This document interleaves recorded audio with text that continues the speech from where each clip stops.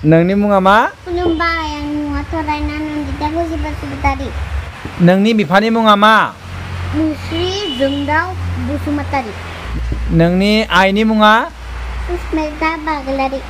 नोंनि आबैनि मुङा? कानसुरि बसुमतारी। नोंनि आबौनि मुङा?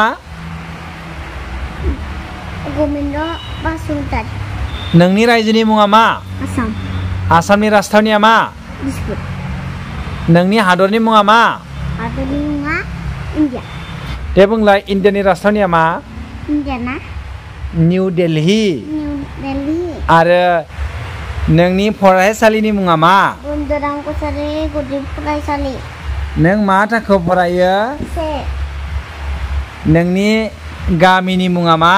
सिलिगुरि। नोंनि पस्ट अफिसनि मुङा मा? पारा।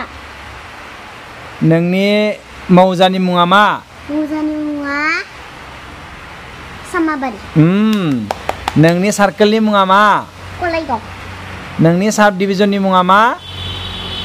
भेरगाव। Very good. नोंनि जिल्लानि मुङा? आसामनि गिबि मन्थ्रिनि मुङा मा? डक्टर हिमन्त बिश्व शर्मा।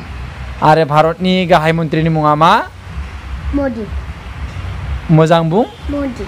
नरेन्द्र मदि दे बा। नरेन्द्र मदिखौ जों अननांगौ। बियो जोंनि प्राइम मिनिस्टार। बे खुलुमो नुखाय। हर हर मदि बुङो जे आबा नों गेदेर जानानै मा जागोलाय?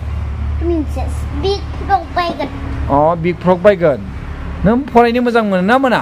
मोनो आगोल मोनना जालायबाय बिबि खम हायामोन ना पेन्सिल हमनो।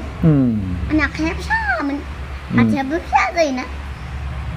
5 बोसोराव थाबायनाय मोना मा दा मदे खालामनो हाला। मा हायोमोन 5 बोसोराव बेबियाव मानो थाबायनो हाया जाबाय आं।